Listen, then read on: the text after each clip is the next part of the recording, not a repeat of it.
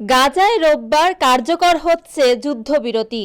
গাজা উপত্যকায় ইসরায়েল ও হামাসের মধ্যে যুদ্ধবিরতি রোববার সকাল 8:30 থেকে কার্যকর হবে। চুক্তির মধ্যস্থতায় সহায়তাকারী কাতার শনিবার 18 জানুয়ারি এ তথ্য জানিয়েছে।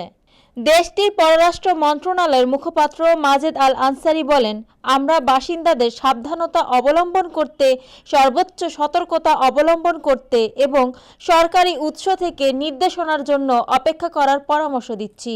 এদিকে ইসরায়েলের মন্ত্রিসভা শনিবার জিম্মি ও বন্দি বিনিময় চুক্তি অনুমোদন করেছে। তারা বলেছে, সকাল 8:30টার আগে কোনো বন্দীকে মুক্তি দেওয়া হবে না। যুদ্ধবিরতি চুক্তির প্রথম ধাপে 737 জন বন্দী ও বন্দীকে মুক্তি দেওয়া হবে বলে জানিয়েছে ইসরায়েলের বিচার মন্ত্রণালয়। এক বিবৃতিতে তারা জানায়, কারা বিভাগের হেফাজতে থাকা 737 জন বন্দী ও বন্দীর মুক্তির অনুমোদন দিয়েছে সরকার। ইসরায়েলের প্রধানমন্ত্রী বেনিয়ামিন নেতানিয়াহুর কার্যালয় জানিয়েছে, কয়েকদিনের অনিশ্চয়তার অবসান ঘটিয়ে শনিবার সকালে ইসরায়েলের মন্ত্রিসভা যুদ্ধবিরতি চুক্তি অনুমোদনের পক্ষে ভোট দিয়েছে।